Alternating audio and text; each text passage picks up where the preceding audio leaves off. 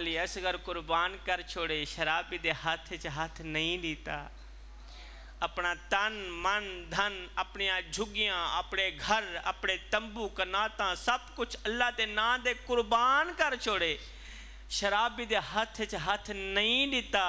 اور تو کہ جیاں مریدیں حسین حسین بھی کرندہ ودیں تے نال شراباں بھی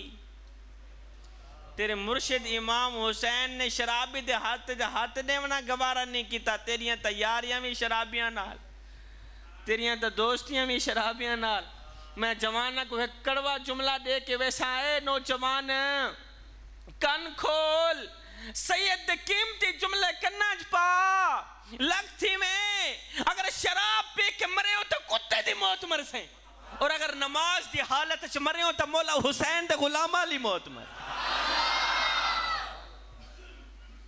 ہن کاویر تا لگی بیٹھی ہو سی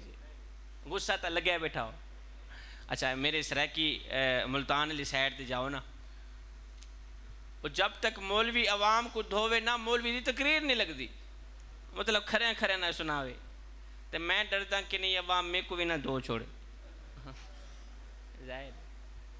ہے میں کو میڈا ڈوکھ میں کو تیڈا ڈوکھ جڑے جڑے ہستے پیو نا میں کو لگ دے تو سب مولوی صاحب نو دھوندے ہو سو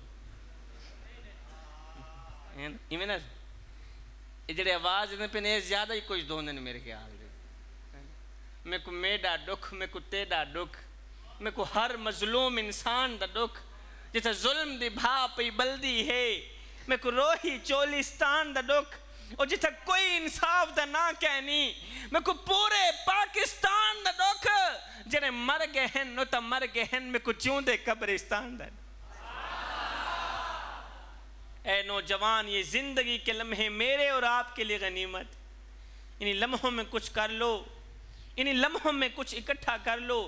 انہی لمحوں میں خدا کی یاد اور محبت کے دیئے اپنے دل میں جلا لو معلوم نہیں پھر فرصت ملے نہ ملے معلوم نہیں پھر یہ زندگی کے لمحے ملے نہ ملے ذکر مصطفیٰ کی محفل میں آنے والوں ذکر مصطفیٰ کی بزم سجانے والوں حضرت سیدنا علی المرتضیٰ شیر خدا کرم اللہ وجہ الکریم نے قبلہ کیا خوب عرضی کی تھی کہا او میرے کریم رب علی کو پیدا فرمانے والے علی کو سونے محمد کے قدموں پہ بٹھانے والے رب میں تیری عبادت تیری جنت کی لالچ کے لیے نہیں کرتا اور نہ ہی تو جہنم کے خوف سے کرتا ہوں مالک میں تو تیری عبادت اس لیے کرتا ہوں کہ تو لائق ہی عبادت کے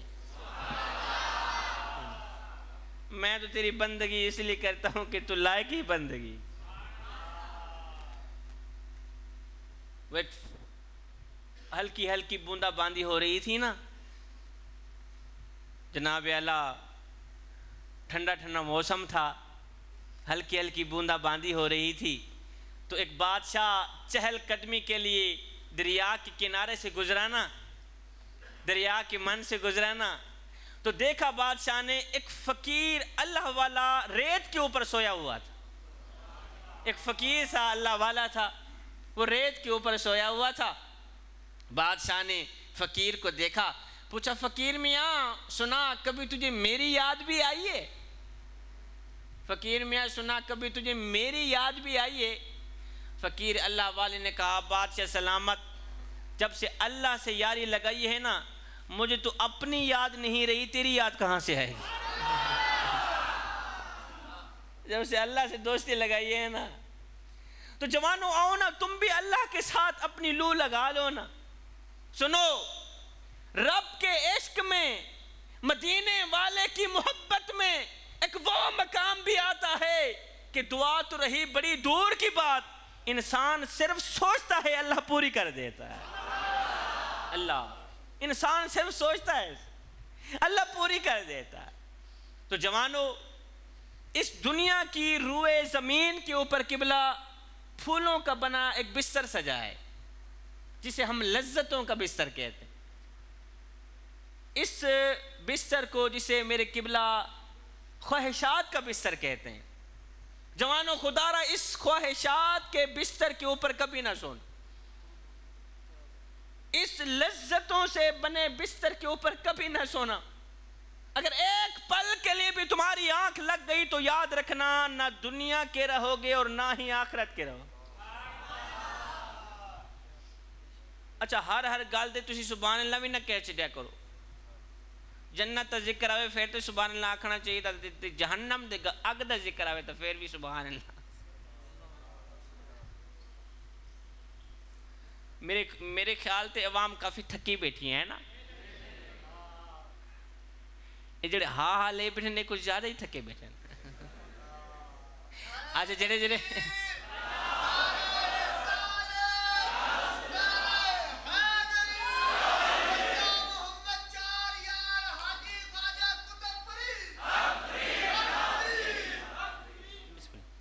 اللہ اکبر. علامہ اقبال کہتے ہیں اے نوجوان یہ جو تو نے باہر سے زبردستی شیطان کو پکڑ کر یہاں بٹھا دیا ہے نا, اس شیطان کو گرفتار کر لے نہیں تو یہ تم ہی گرفتار کر لے. کہتے ہیں اس شیطان کو مار دے نہیں تو یہ تم ہی مار دے گا. اقبال نے قلم اٹھائی کیا خوب لکھ ڈالا, کہا ایسا نہیں کہ نفس کا شیطان مر گیا, ارے شیطان تو ہے زندہ, انسان مر گیا, سجدوں پہ سر جھکانے کی فرصت نہیں رہی, مومن کی روح میں بسا مسلمان مر گیا, ارے مسجد تو پکی بن گئی اور شاندار بھی, کچی ہے رب سے چاہتے ایمان مر گیا, حیرت ہے تیری قسمت پہ اے اقبال, پیدا ہوا تھا خوشنما ویران مر گیا. ہے تو ویسے افسوس تھا مقام. وہ ایک بادشاہ تھا,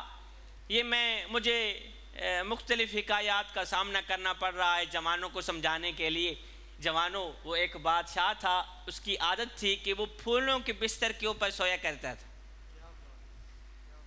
ایک بادشاہ کی عادت تھی کہ قبلہ کمرے کے اندر کوئی من پھول لگائے جاتے تھے اور یہ بادشاہ پھولوں کی سیج پہ سویا کرتا تھا.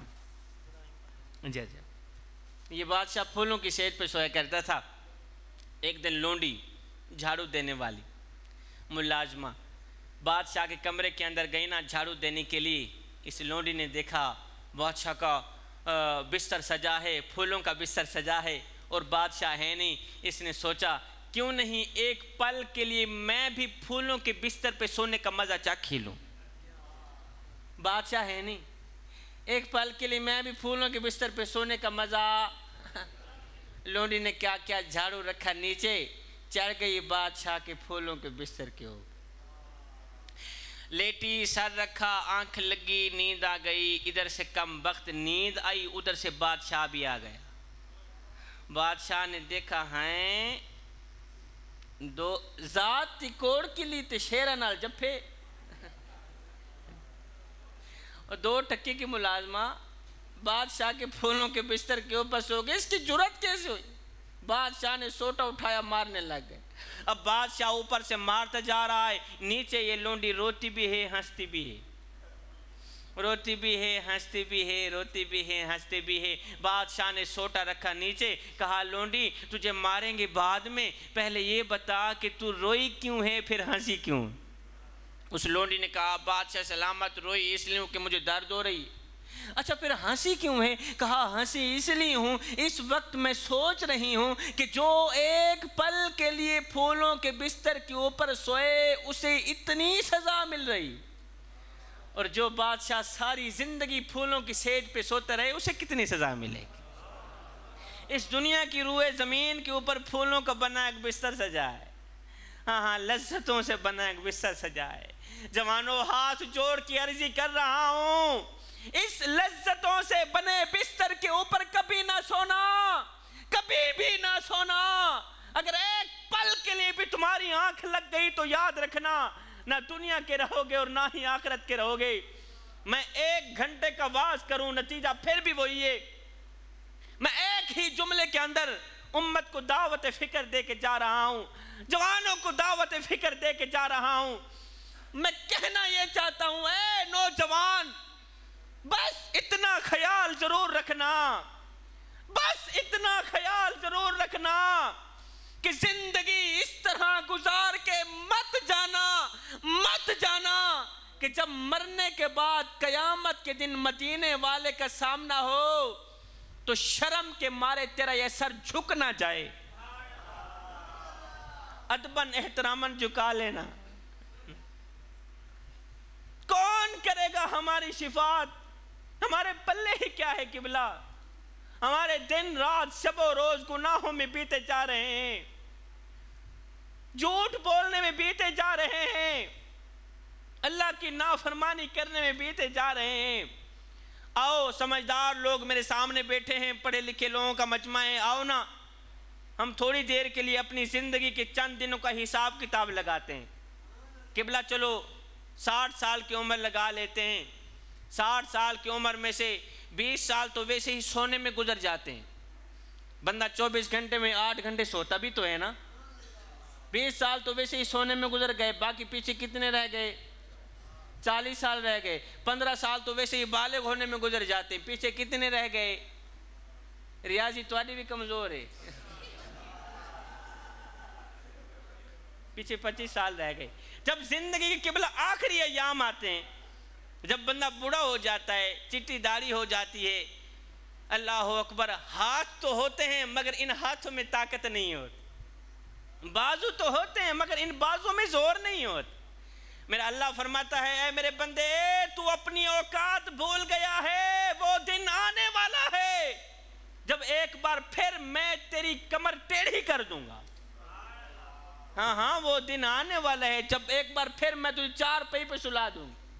تو قبلہ جب زندگی کے آخری ایام آتے ہیں، 10 سال تو ویسے ہی 4 پہی پہ لیٹے گزر جاتے ہیں، ابھی موت کا فرشتہ آیا، بندہ بیمار ہو جاتا ہے، کھانسی آ گئی، یہ آ گیا وہ آ گیا، 10 سال وہ ختم، پیچھے 15 سال رہ گئے۔ قبلہ 60 سال کی عمر میں سے ظاہر ہے بندہ چائے بھی پیتا ہے، بوتل بھی پیتا ہے، کھاتا پیتا بھی ہے، 5 سال وہ نکال لیتے ہیں، پیچھے 10 سال رہ گئے۔ 60 سال کی عمر میں سے بندہ نہاتا بھی ہے، کپڑے بھی دھوتا ہے، ظاہر ہے غسل بھی کرتا ہے، 5 سال وہ نکال لیتے ہیں، پیچھے 5 سال رہ گئے۔ 60 سال کی عمر میں سے کتنے رہ گئے؟ اور سارے بولو کتنے رہ گئے؟ اب 60 سال کی عمر میں سے 5 سال تیرے سامنے رکھتا ہوں، بابا جی ان دل تے ہاتھ رکھ، سچ سچ دس، ان 5 سالوں کے اندر 60 سال کی زندگی اللہ تعالی نے تمہیں دی، میں 5 سال تیرے اندر رکھ کے کہتا ہوں فیصلہ تو خود کر اور مجھے بتا کہ ان 5 سالوں کے اندر تو نے رب کو کیا دیا اور رب نے تیرے اوپر کرم کتنا کیا۔ بس 5 سال، فیصلہ تیرے ہاتھ میں، فیصلہ خود کر لے، اپنے ضمیر کو جھنجھوڑ کے، اپنے نفس سے پوچھ کے مجھے بتا کہ ان 5 سالوں کے اندر تو نے رب کو کیا دیا، رب نے تیرے اوپر کرم کتنا کیا، کتنا